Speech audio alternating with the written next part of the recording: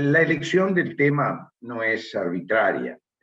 Como recién nos decía Virginia de Lisante, hace alrededor de un año que estoy al frente de una de esas misiones especiales, y esto me llevó a descubrir un mundo nuevo de la Organización de Estados Americanos, que todos estudiamos en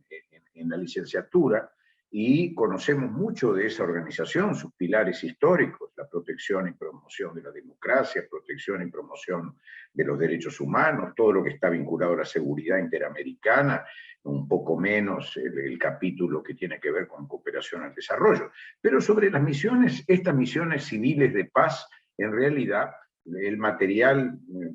de consulta que yo he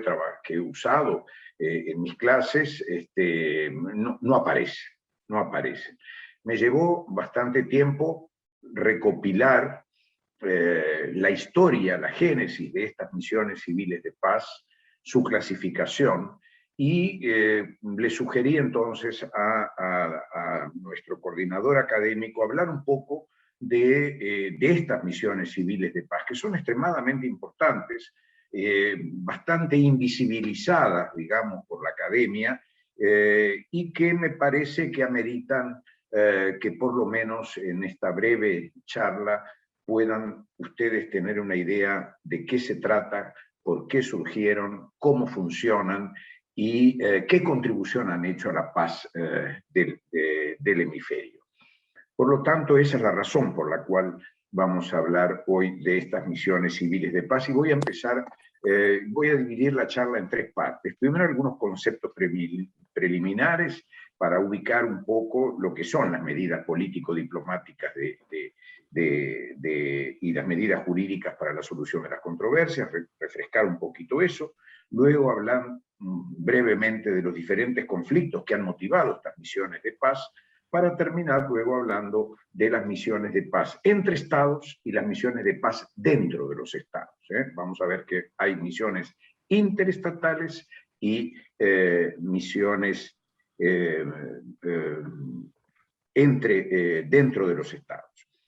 Algunos conceptos preliminares. El derecho internacional público, y esto para que refresquen un poquito, dice que la solución pacífica de las controversias se solucionan a través de medidas político-diplomáticas y medidas de tipo jurídico. ¿Cuáles son las medidas de tipo jurídico? Ya las conocen ustedes: es someter un litigio a un tribunal internacional o un tribunal de arbitraje para que lo resuelva a través de una sentencia o un laudo, según sea un tribunal de justicia o un tribunal arbitral. Las otras medidas son las medidas de carácter político-diplomático, que incluyen procedimientos tales como la negociación, los buenos oficios o la mediación. ¿Cuándo estamos frente a una misión de buenos oficios? Es cuando un Estado o una personalidad destacada de una organización internacional, puede ser su secretario general, prestan sus buenos oficios para aproximar a dos partes en conflicto e impulsar un proceso de negociación. ¿Cuándo estamos frente a una mediación? Cuando un tercero, que también puede ser un Estado o una personalidad destacada, en este caso el mediador, también puede serlo perfectamente el secretario general de una organización internacional, participa en las negociaciones y formula a las partes en conflicto sugerencias y propuestas tendientes a solucionar el diferendo. La diferencia está entonces que en el primer caso, en los buenos oficios, la función de quien cumple esa tarea es simplemente de aproximar a las partes. En el caso de la mediación, estamos ya con un mediador que participa en la controversia, sugiere soluciones y hace propuestas. Quede bien claro que el mediador nunca es un juez, por lo tanto no dicta fallos, es apenas un facilitador, por así decirlo, que busca avenencias entre las partes, que las partes se avengan a una solución. Su papel, por lo tanto, es el de recomendar, sugerir fórmulas que permitan llegar a una solución que sea lo más justa y lo más honrosa para las partes en conflicto. Estos instrumentos o mecanismos, como querramos llamarlos, han ido adquiriendo diferentes modalidades desde que comenzaron a utilizarse en la última década del siglo pasado y en lo que va de este siglo. Han sido mecanismos que están previstos en la Carta de las Naciones Unidas, sin embargo, y también en la Carta de la OEA, porque, como ustedes saben, ambas organizaciones promueven la paz por medios pacíficos, ¿verdad? La OEA ha creado, en el marco de la solución pacífica de las controversias, normas y procedimientos que ustedes seguramente en el curso las han estudiado para manejar crisis entre los Estados miembros. Y ahí citamos, por ejemplo, el Tratado Interamericano de Asistencia Recíproca, el Pacto de Bogotá y la Carta de la OEA. Y para manejar situaciones internas de los Estados miembros está la famosa resolución 1080, el TIAR y la Carta Democrática Interamericana. Esto tiene solamente a refrescar las medidas de carácter jurídico que forman el paraguas de estos mecanismos de los que vamos a hablar hoy. Las autoridades de la OEA, en el marco de estas disposiciones que son disposiciones constitutivas que acabo de mencionar, fueron creando a lo largo del tiempo una gran variedad de mecanismos ad hoc para ayudar justamente a resolver estas situaciones de crisis entre los Estados miembros o al interior de los propios Estados miembros, utilizando estas medidas de carácter político-diplomático. En esta charla nos vamos a referir justamente a algunos de estos mecanismos creados por la OEA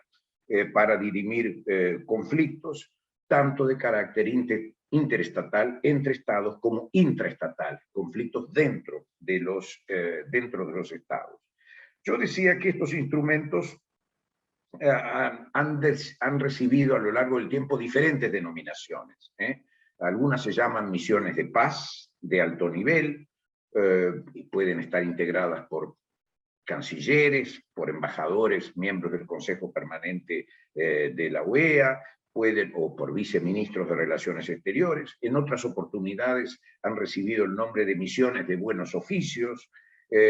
otras veces han recibido el nombre de grupo de amigos, etcétera, etcétera, y de una duración muy variada. Estas misiones van de algunas semanas hasta prácticamente 2 décadas. Por ejemplo, yo estoy al frente de una misión civil de paz que ya tiene casi 20 años en funcionamiento, casi 20 años, mientras que vamos a ver algunas que han durado a veces pocas semanas. ¿Por qué? Porque la intervención en el momento adecuado de la OEA a través del mecanismo que haya decidido aplicar para esa circunstancia lo logra solucionar en muy poco tiempo. ¿Cómo hace la OEA para administrar estas misiones de paz? Bueno, tuvo que crear, y bastante recientemente, no hace más de 10 años, un departamento llamado de Sustentabilidad Democrática y de Misiones Especiales. ¿Por qué? Porque el tratamiento a estas misiones especiales es totalmente diferente al tratamiento de cualquier otra de las funciones que cumple la organización. ¿Cuál es la principal función de este departamento? Y bueno, es justamente apoyar estas iniciativas que nacen de los órganos políticos de la organización, el Consejo, la Asamblea o el propio secretario general, y también recibe las solicitudes de los países que frente a situaciones que ponen en riesgo su gobernabilidad o su institucionalidad, le piden a la OEA que los ayude a resolver.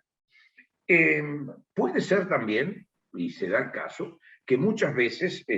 un Estado miembro le pide al propio secretario general que sea él quien apoye determinadas situaciones para poder enfrentar dificultades que pueden ser estrictamente internas, como ha ocurrido en varias oportunidades, y vamos a ver algunos casos más adelante. En esta charla, entonces, nos vamos a referir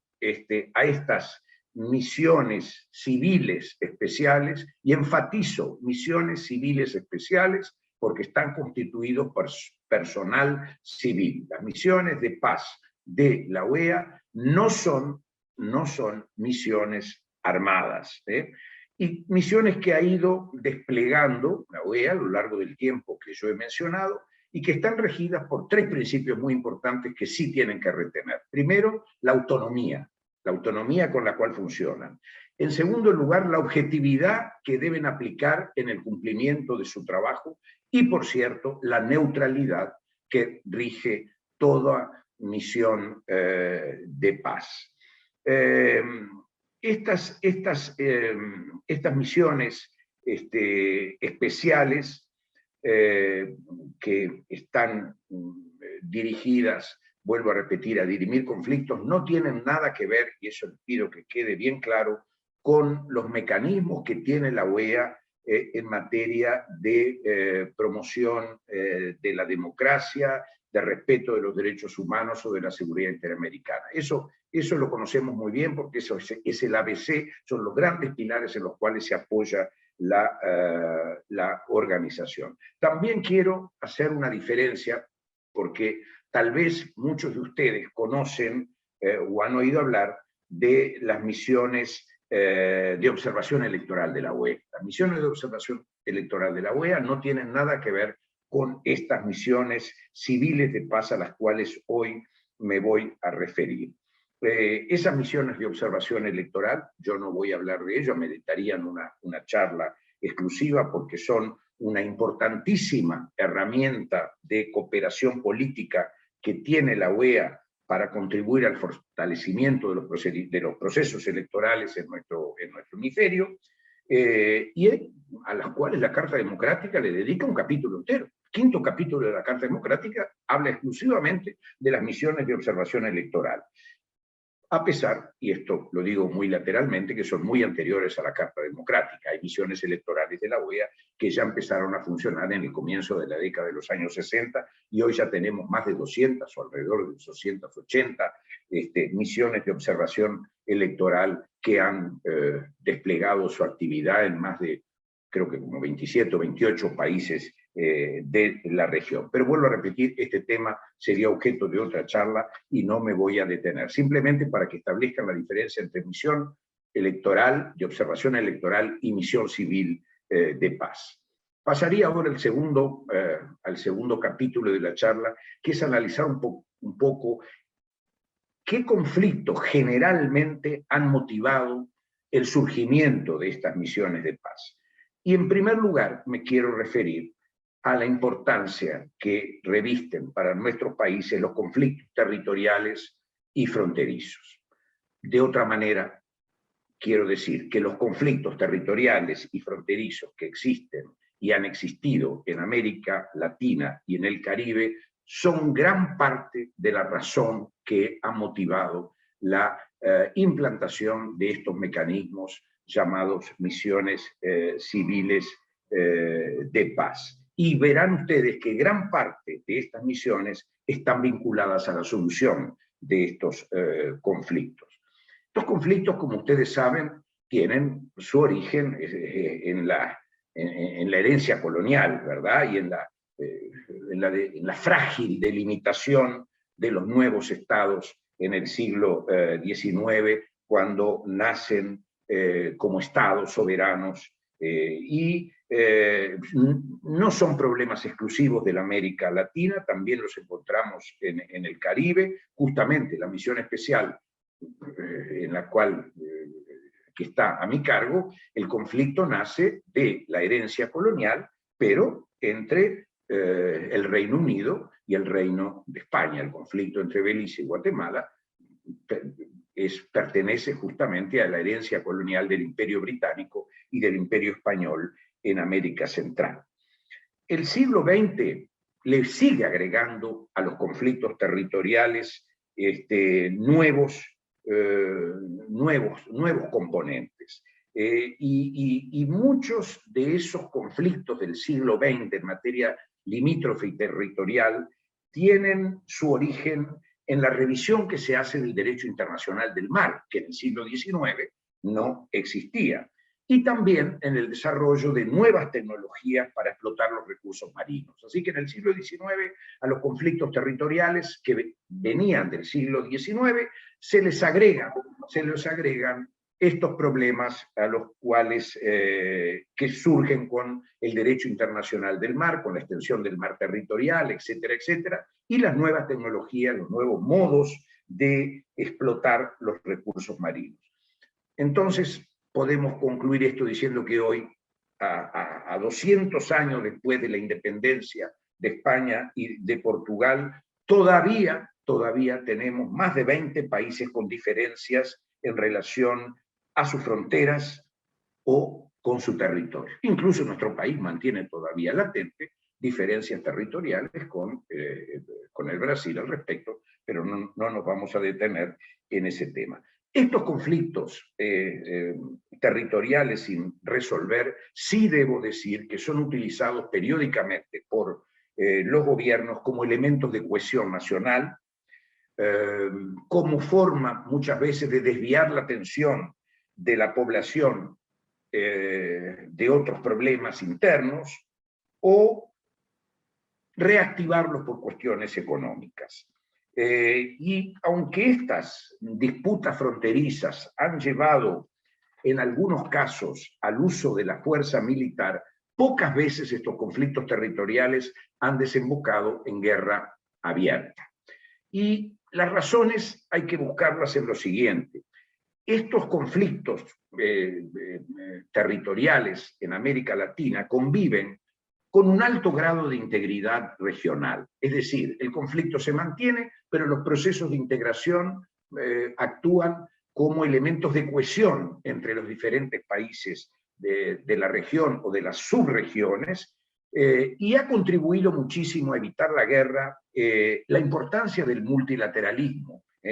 y sobre todo el elevado número de instituciones como la OEA que regulan las relaciones entre los estados de América Latina y del Caribe, y que vienen prácticamente desde su creación. No se olviden, tenemos a la OEA desde comienzos del siglo XX, prácticamente. El sistema interamericano nace en los últimos años del siglo XIX. Por lo tanto, todo el siglo XIX y lo que va del siglo XX, la Organización de Estados Americanos, de una manera u otra, con mayor o menor eficacia, ha ido acompañando estos procesos, evitando o intentando evitar enfrentamientos armados. Ojo, no vamos a analizar en esta charla cuáles son esos conflictos territoriales y limítrofes en la región. Vamos a analizar únicamente aquellos conflictos donde la OEA ha desplegado misiones civiles de paz para evitar o atenuar situaciones que alteren la paz en el hemisferio. Solamente voy a decir que estas zonas transfronterizas, en general, todas ellas, cuentan con estructuras socioeconómicas y políticas muy débiles, eso es una realidad, que las poblaciones de esta situación, de estas regiones transfronterizas, no se sienten atendidas por el Estado está muy lejos, las capitales quedan muy lejos de estas fronteras en conflicto, que las propuestas de ciudadanización que hacen los estados se sustituyen muchas veces por un discurso de soberanía de carácter muchas veces nacionalista, y a veces militarista, que se centra este discurso en la reivindicación territorial, Debo decir que la militarización de estas fronteras en general, de estas fronteras en litigio en general, no está colaborando, obviamente, en primer lugar con el desarrollo socioeconómico de las zonas, y que muchas veces adolecen no solamente de falta de gobernanza estatal, sino también de falta de gobernanza local y regional. Estructuras muy pobres, muy débiles de gobernanza local o regional. ¿Qué otro elemento tenemos que tener en cuenta en este tema? Es la influencia negativa que estos conflictos fronterizos tienen en las relaciones multilaterales. Muchos procesos de integración regional, a pesar de haber servido como elemento de cohesión para evitar conflictos armados, sin embargo, no prosperan o no avanzan porque unos o varios de los miembros mantienen entre sí, dentro de esos procesos, conflictos que impiden que el proceso de integración avance a los ritmos que sería deseable o que los tratados constitutivos de esos procesos de integración prevén.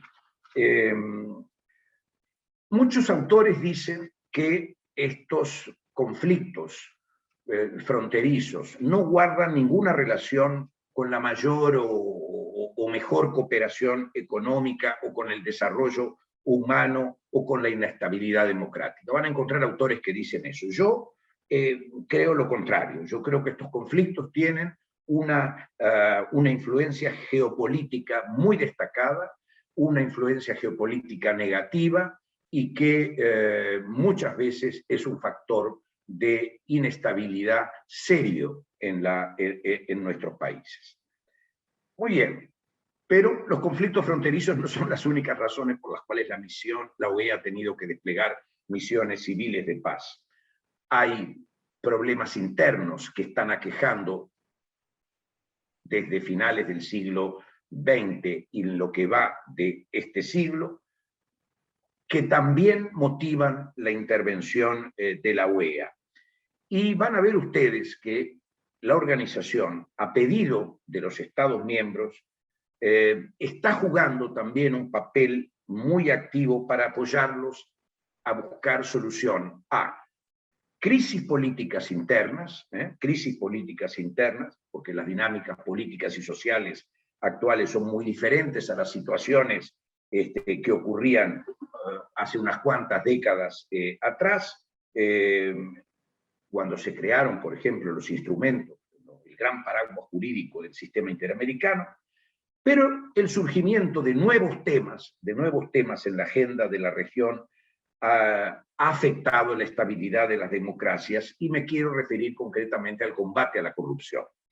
Y en este sentido, algunos países van a ver ustedes que también han recurrido a la OEA para que los acompañe en este proceso de identificación y de combate a la corrupción y de esa manera evitar el debilitamiento institucional que provoca escepticismo en los valores democráticos por parte de la sociedad.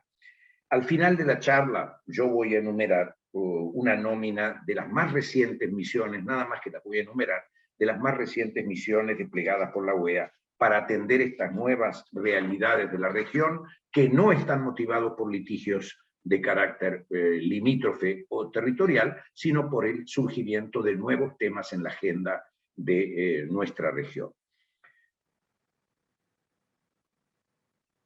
Yo les decía que estas misiones civiles de paz pueden ser entre estados o dentro de los estados. Voy a comenzar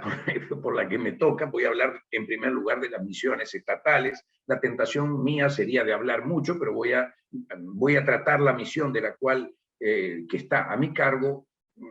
con la misma dimensión con que voy a tratar las demás. Me estoy refiriendo a la misión de más larga duración civil de paz de la OEA, que es la que atiende el conflicto de Belice y Guatemala. Esta es la misión más prolongada en el tiempo porque fue creada en el año 2000 y estamos en el año 2021 y esta misión de paz sigue funcionando en la región y cumpliendo los mismos objetivos para los cuales fue creada hace casi 2 décadas atrás. Los antecedentes los voy a enumerar muy rápidamente. Simplemente el conflicto que existe entre Guatemala y Belice proviene, al igual como lo dije en la introducción, de la herencia colonial. Muy brevemente voy a decir que España le hizo concesiones territoriales a Gran Bretaña, que Guatemala hereda cuando se independiza del Reino de España, en 1821, y esas concesiones no daban la soberanía ni al mar territorial, ni a la plataforma continental, pero Gran Bretaña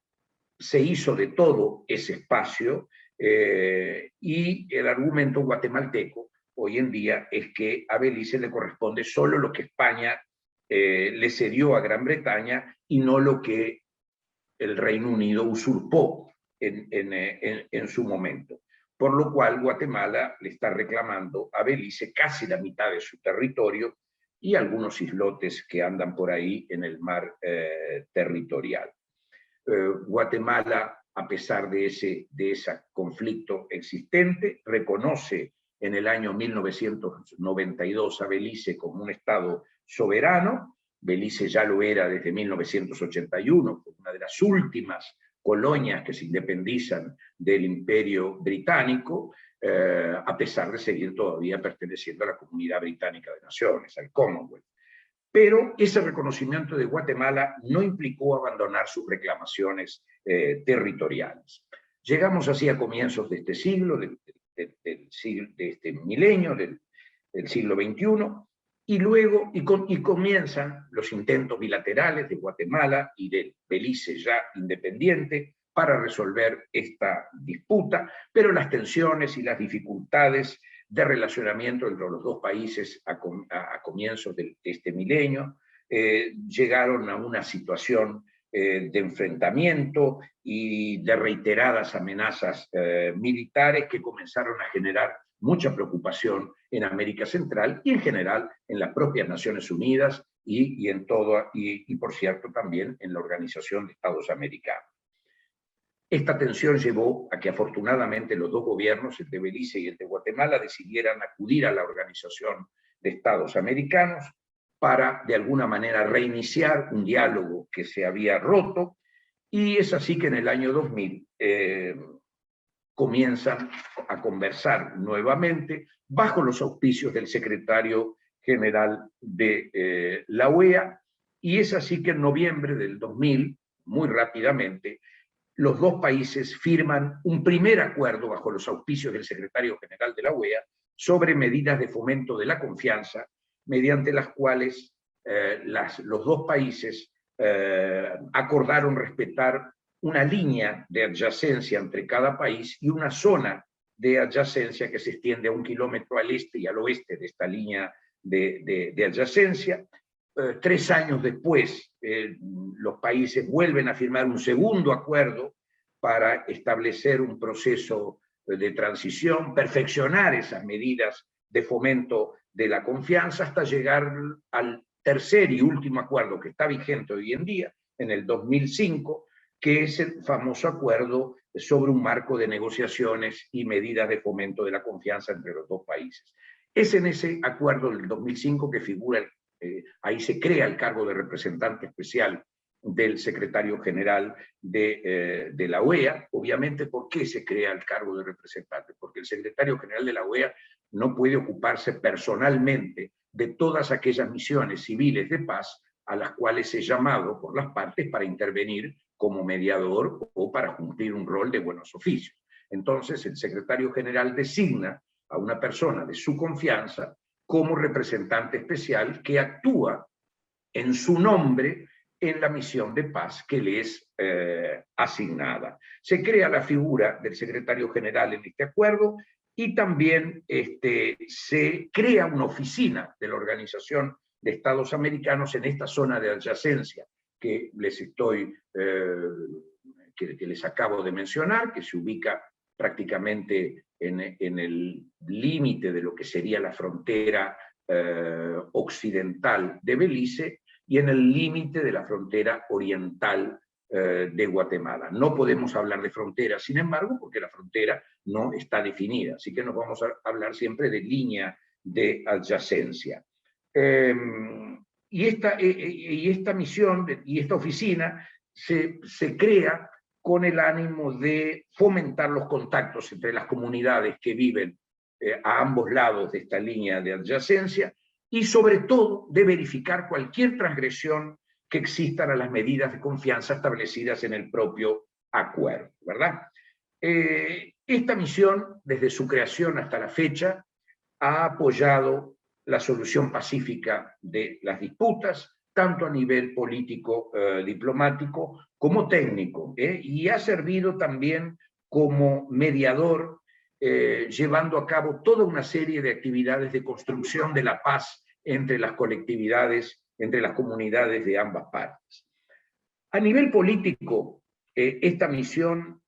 ha cumplido también un rol muy importante, generando una buena relación entre las altas autoridades de ambos países, porque obviamente un país que mantiene un conflicto territorial de esta envergadura, las relaciones diplomáticas no son fáciles. El rol del representante especial que actúa como mediador es de acercar a esas altas autoridades. ¿A quiénes me refiero? A las más altas autoridades de las cancillerías de Belice y de Guatemala, y buscando con ellos mecanismos de resolución definitiva del diferendo. Y es así, en esta búsqueda de soluciones definitivas al diferendo, que en el año 2008 el secretario general de la OEA le recomienda a los dos países que resuelvan este conflicto a través de una medida jurídica. Recuerden que al comienzo yo hablaba de las medidas jurídicas y me refería a las sentencias de las cortes internacionales o a los laudos de los tribunales arbitrales. Bueno, en el año 2008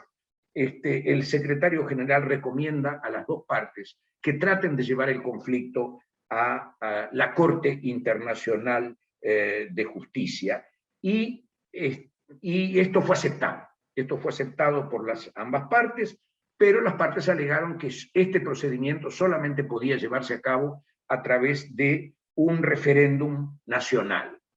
Dejaron en manos de sus pueblos esta decisión de extrema importancia. Ese referéndum se hizo 10 años después, recién en Guatemala, en el año 2018, y en Belice se hizo un año después, recién en el año 2019. Estos referéndums se celebraron para decidir si se presentaba o no la disputa a la Corte Internacional de Justicia, dieron un resultado favorable, ganando el sí en ambos países, y hoy el conflicto está en manos de la Corte, que se tomará, como ustedes saben, su tiempo para decidir. Pero mientras tanto, la misión sigue allí, la misión de la OEA sigue allí, porque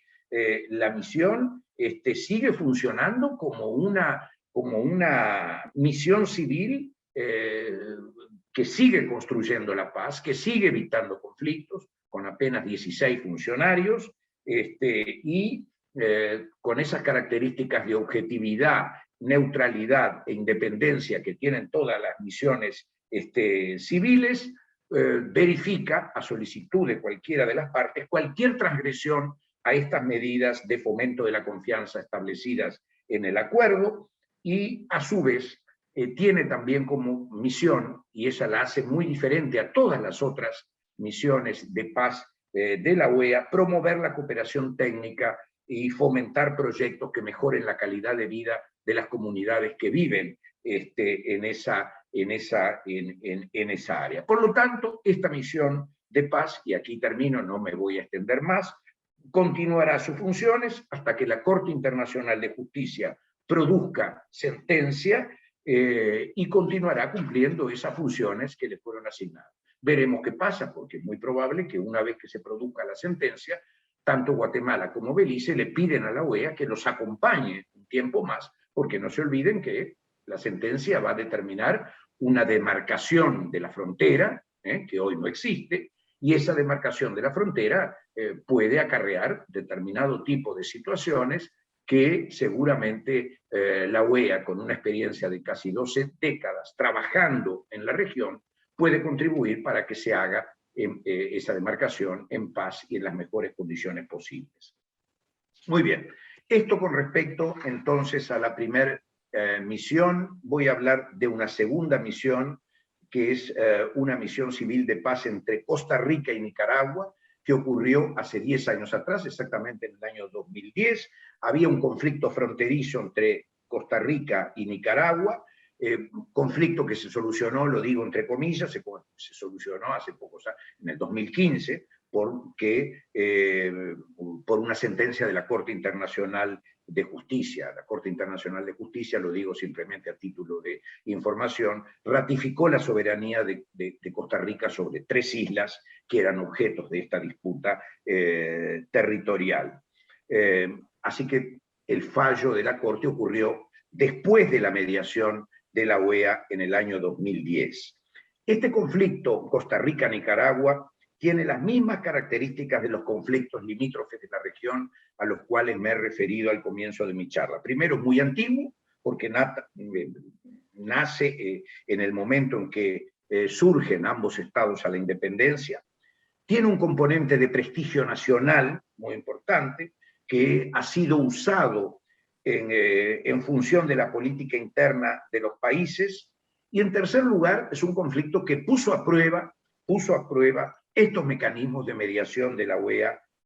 a los cuales me he referido. Ambos países entonces en el año 2010 acudieron a la OEA porque el conflicto se agravó con motivo de una operación de dragado, uno de los ríos que estaba en conflicto, el río San Juan creo que se llamaba, y eso motivó una supuesta violación de la soberanía por parte de Costa Rica. Nicaragua rechazó ese dragado del río por parte de Costa Rica y solicitó una reunión de urgencia al Consejo Permanente de la OEA en noviembre del año 2010, y ahí ambos países decidieron o expresaron su voluntad de resolver este conflicto de una manera rápida y pacífica, e invitaron al secretario general de la OEA del momento, que era el chileno Insulza, que ustedes recordarán, a definir una misión de paz al área en disputa, y eso ocurrió. La misión de paz viajó a la región, efectuó 4 recomendaciones para poder solucionar el conflicto. Estas recomendaciones incluían de inmediato reanudar las conversaciones sobre la demarcación que no estaba definida, evitar presencia de fuerzas armadas en la zona y establecer como forma de reforzar esa cooperación mecanismos de cooperación bilateral para combatir los problemas que se estaban dando ahí, que eran sobre todo narcotráfico, crimen organizado y tráfico de armas. Pocos días después de que el secretario general efectúa esas 4 recomendaciones, el Consejo Permanente de la OEA las aprueba, y finalmente, un mes después, en diciembre de ese mismo año, una reunión de consulta de los ministros de Relaciones Exteriores de la OEA aprobaron por una mayoría muy grande, 24 votos a favor, una resolución pidiéndole a Costa Rica y a Honduras que implementaran, y Nicaragua, que implementaran en forma simultánea esas 4 recomendaciones del secretario general. Quiere decir que en poco menos de un mes, la mediación del secretario general de la OEA logró, en primer lugar, descomprimir la tensión entre ambos países, hasta que finalmente, 5 años después, la Corte Internacional de Justicia produjo sentencia y logró terminar el conflicto a través de una medida de carácter jurídico. Tercer misión a la cual me quiero referir es a la misión de Colombia y Ecuador, una misión de paz que se desarrolló desde el año 2008 hasta el año 2011. Todos ustedes recordarán la famosa, lo que se llamó crisis andina, ¿se acuerdan? Entre Colombia y Ecuador. En el año 2008, fuerzas militares de Colombia, como ustedes recordarán, incursionaron en territorio ecuatoriano en una presunta misión contra la guerrilla. Eso provocó la muerte de varios presuntos guerrilleros colombianos, pero también de algunos ciudadanos civiles, y eso provocó la ruptura de relaciones diplomáticas entre Colombia y Ecuador. Esta incursión provocó la inmediata activación del sistema interamericano, y el Consejo Permanente de la OEA le pidió nuevamente al secretario general de la OEA que viajara a ambos países y a la zona fronteriza, y cosa que ocurrió, acompañado por varios embajadores. El secretario general recorrió toda la zona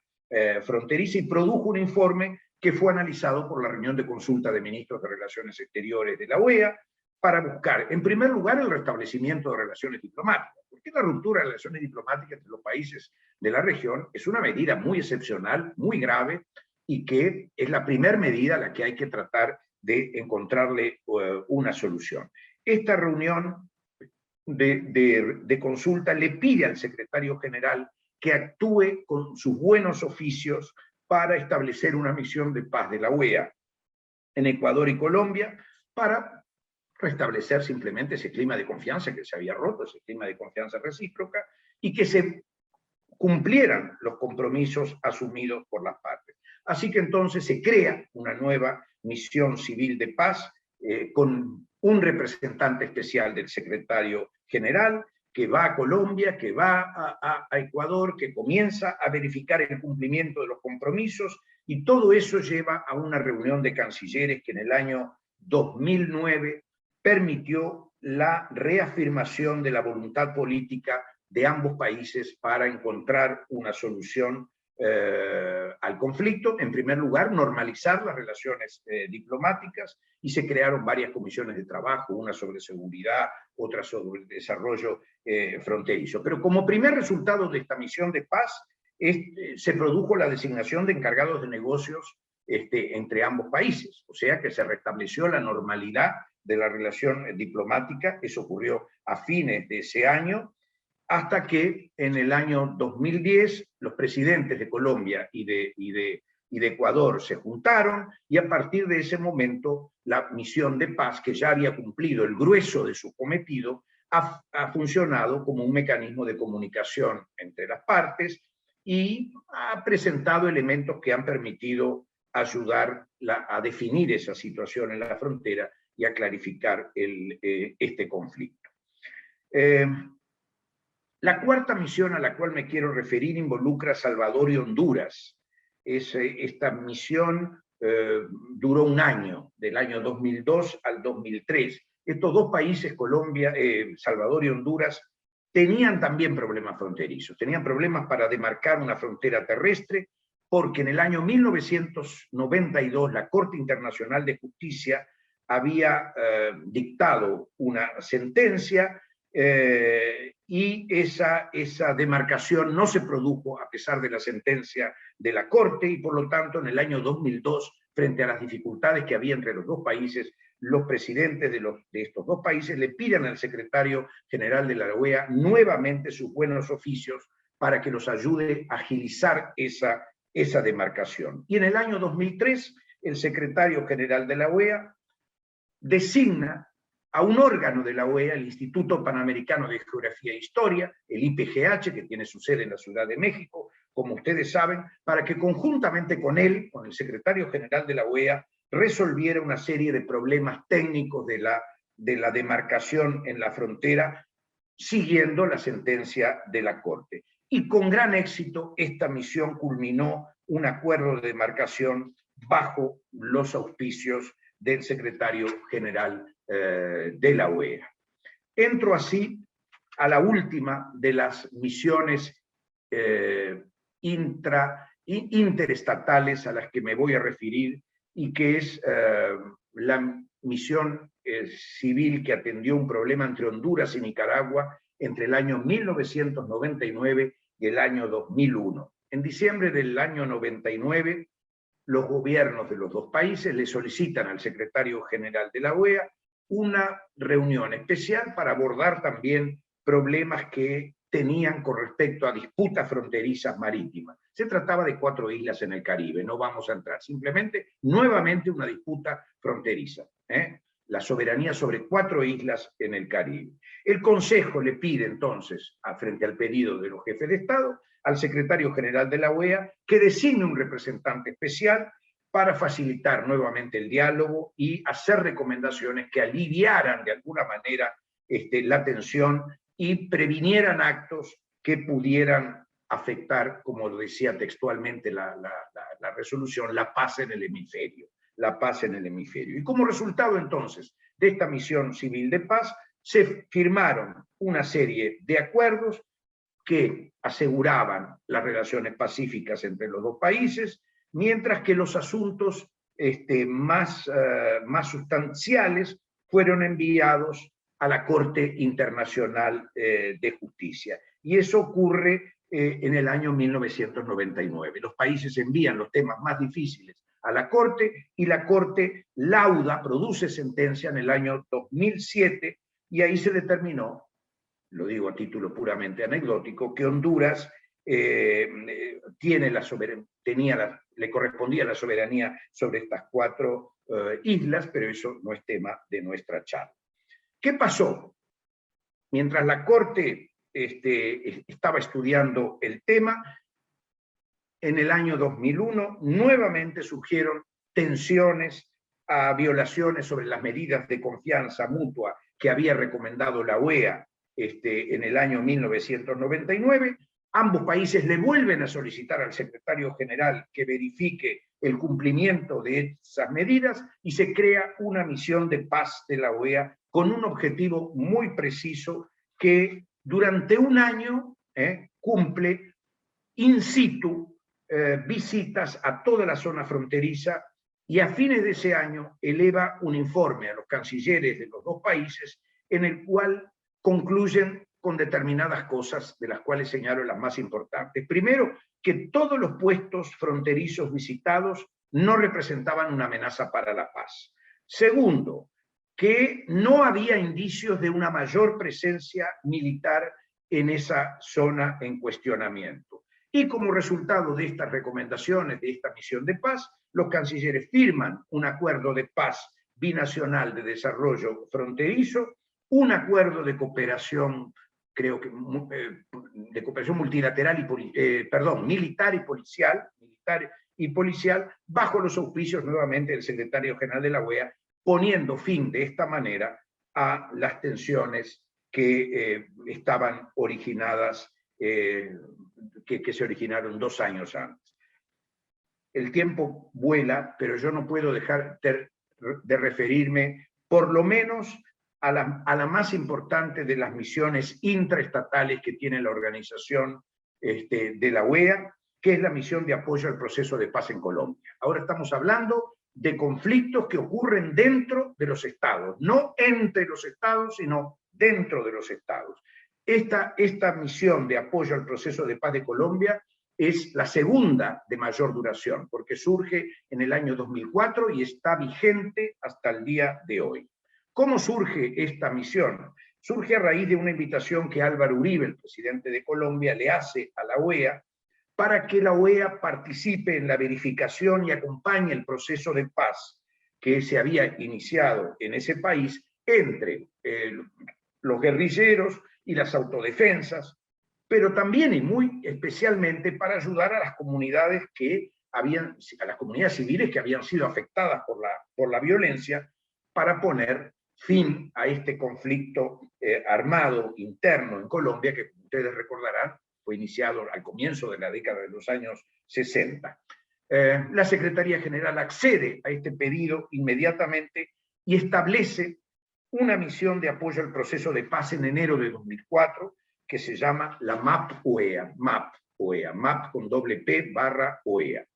¿Cuál fue el objeto de esta misión? Acompañar a Colombia en su proceso hacia la paz, enfocada, y esto es muy importante, inicialmente en la desmovilización de las fuerzas paramilitares de la AUC. La AUC, para los que no conocen las siglas, las Autodefensas Unidas de Colombia. Esta misión de la OEA fue el único organismo multilateral acompañando el proceso de desmovilización, de desarme y de reintegración, hasta que en el año 2016 llega las Naciones Unidas a incorporarse al proceso de verificar la implementación de los acuerdos de paz. La misión de la OEA, y aquí quiero destacar esto, apoya el desarme y la desmovilización de más de 32.000 combatientes. Logra la destrucción de casi 20.000 armas. Y durante los años posteriores a esta desmovilización, esta misión ha comenzado, y lo sigue haciendo hasta el día de hoy, a monitorear y analizar el contexto social, económico, político y cultural de todos los territorios afectados por la guerra, proporcionando una información objetiva, muy rigurosa, sobre las debilidades del proceso de paz, sobre las fortalezas de ese proceso de paz, las oportunidades para que pueda implementarse la paz en determinada región o o en otra, y también advirtiendo sobre las amenazas y los desafíos que se presentan en cualquier posconflicto, sobre todo en un posconflicto de la envergadura del que afectó a Colombia, y tanto a corto, mediano y largo plazo. Esta misión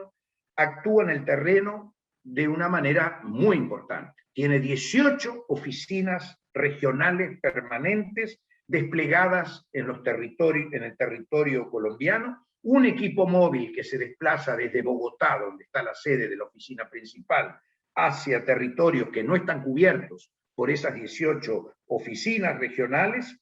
Está presente la OEA en más de 500 centros poblados de por lo menos 150 o más municipios y 18 departamentos de Colombia. Hay más de 100 funcionarios de la OEA aplicados a esta tarea. Como les decía, esta misión lleva ya 17 años de presencia ininterrumpida en este país, tiene una agenda muy vasta, 14 temas diferentes, y seguramente es un orgullo para la organización porque a pesar de que muchas veces las Naciones Unidas han opacado la presencia de la OEA,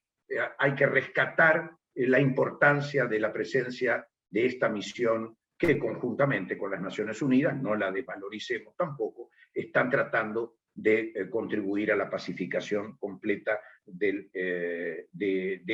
este país. Nosotros en nuestra misión en Belice y Guatemala nos hemos inspirado en varios componentes de la MAP que está funcionando en Colombia, sobre todo en lo que tiene que ver con el acercamiento a las comunidades locales para identificar sus problemas y convertir esos problemas en acciones proactivas que tiendan a mejorar las condiciones de vida de las poblaciones. La segunda misión intraestatal en la cual ha intervenido la OEA se llama PROPAS. Se localizó en Guatemala entre el año 95 y el 2000,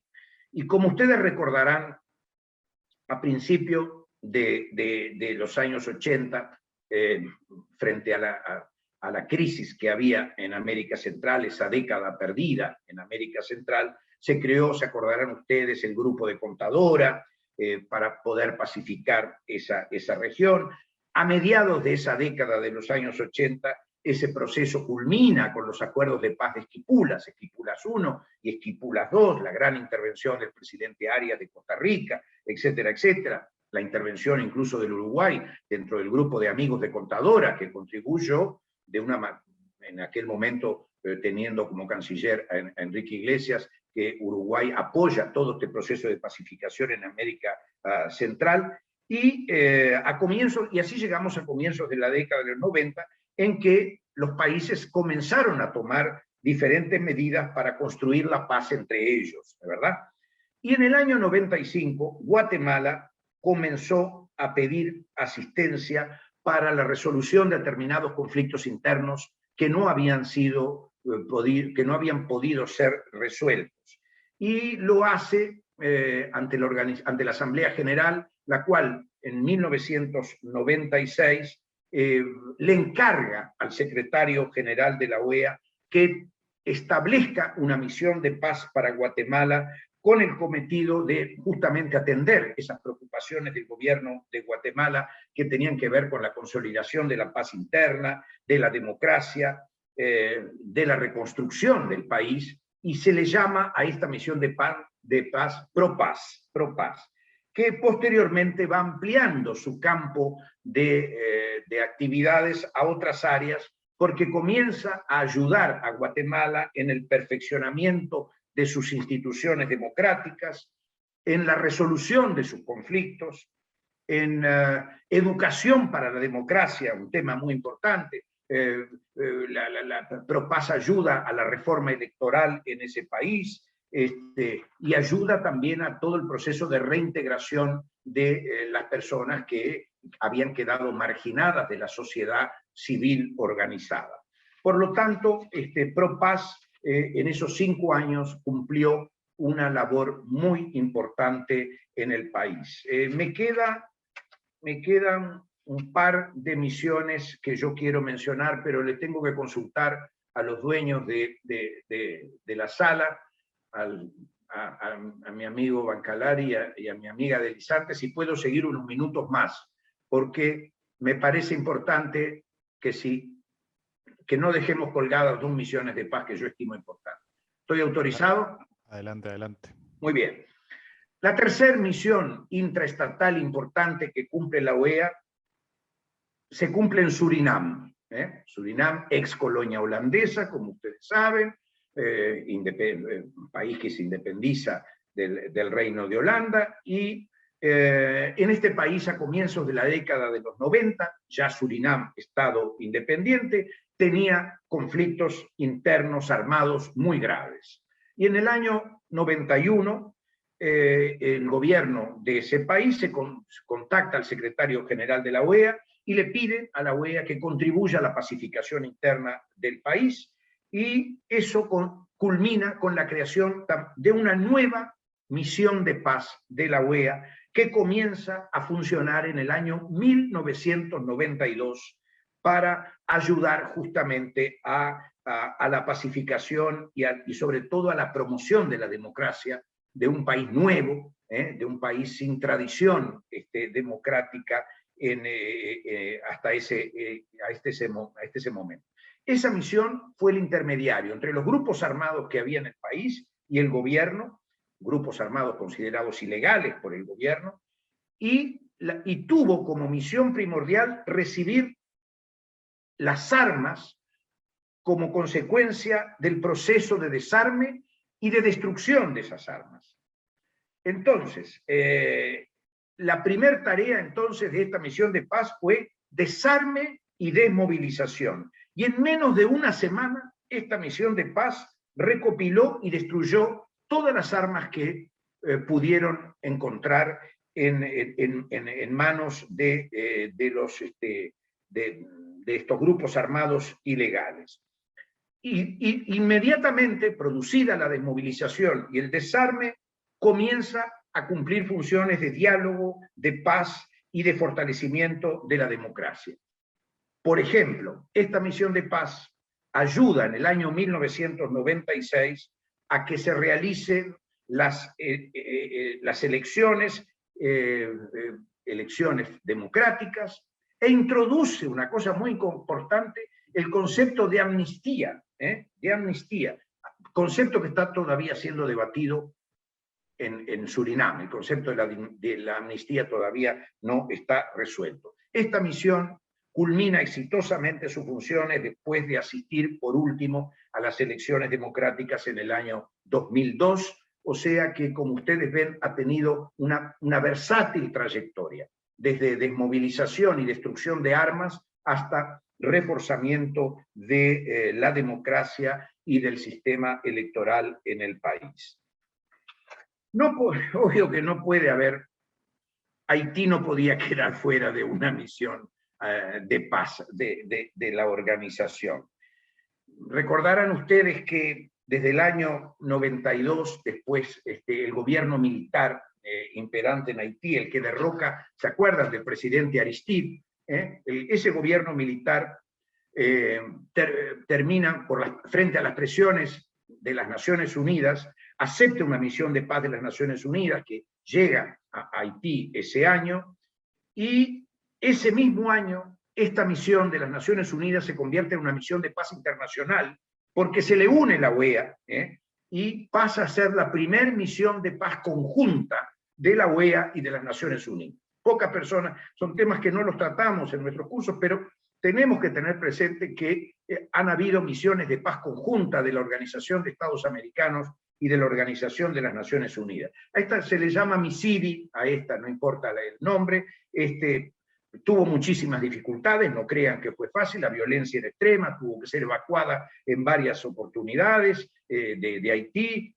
por problemas de seguridad que afectaban la vida y la integridad de sus miembros. Y el principal mandato de esta misión conjunta OEA-Naciones Unidas fue de trabajar el tema del respeto a los derechos humanos, a la seguridad de las personas, a la libertad personal,